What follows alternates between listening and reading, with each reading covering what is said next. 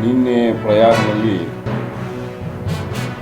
ಮಹಾಕುಂಭಮೇಳ ಸಮಯದಲ್ಲಿ ಬೆಳಗಾವಿ 4 ಭಾರತೀಯ ಜನತಾ ಪಾರ್ಟಿ ಕಾರ್ಯಕರ್ತರು, ವಿಶೇಷವಾಗಿ ಮೇಘಾ ಹತ್ತರವಾಡ್, ಜ್ಯೋತಿ ಹತ್ತರವಾಡ್ ಮತ್ತು ಅರುಣ್ ಕೋಪರ್ಡೆ, ಮಹಾದೇವಿ ಬಾವನೂರ್ 4 ಭಾರತೀಯ ಜನತಾ ಪಾರ್ಟಿ ಕಾರ್ಯಕರ್ತರು ಕಾಲು ತುಳಿದು ಮೈ ತೆಗೆದಾರೆ.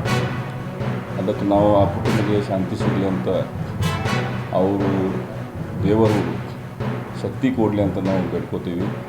ವಿಶೇಷವಾಗಿ ಅಭಯ ಪಾಟೀಲ್ ಸರ್ ಇವತ್ತು ನಾವು ದಕ್ಷಿಣ ಮತ್ತು ಉತ್ತರ ಕ್ಷೇತ್ರದ ಮಂಡಲ ಅಧ್ಯಕ್ಷ ಅನೌನ್ಸ್ ಮಾಡೋದು ಇವರ ಡೇಟ್ ಇತ್ತು. ಆದರೆ 3 ದಿವಸ ನಾವು ಮುಂದೆ ಹಾಕಿ ಶೋಕಾಚರಣೆ ದಿವಸ ಮಾಡಿ 3ನೇ ದಿವಸ ಆದಮೇಲೆ ಇದು ಅನೌನ್ಸ್ ಮಾಡ್ತೀವಿ. ಈಗಾಗಲೇ ಭಾಳಷ್ಟು ಜನರು ಅಲ್ಲಿ ಹೋಗಿ ವಾಪಸ್ ಬರತ್ತಾರೆ. ಆದರೆ ಬೆಳಗಾವಿಯಿಂದ ಅಥವಾ ಪ್ರತಿ ದೇಶದಿಂದ ಮಂದಿ ಬಂದು 50 ಕಿಲೋಮೀಟರ್ಗಿಂತ ಜಾಸ್ತಿ ಎಲ್ಲರೂ ನಿಲ್ಲಿಸ್ಬಿಟ್ಟ.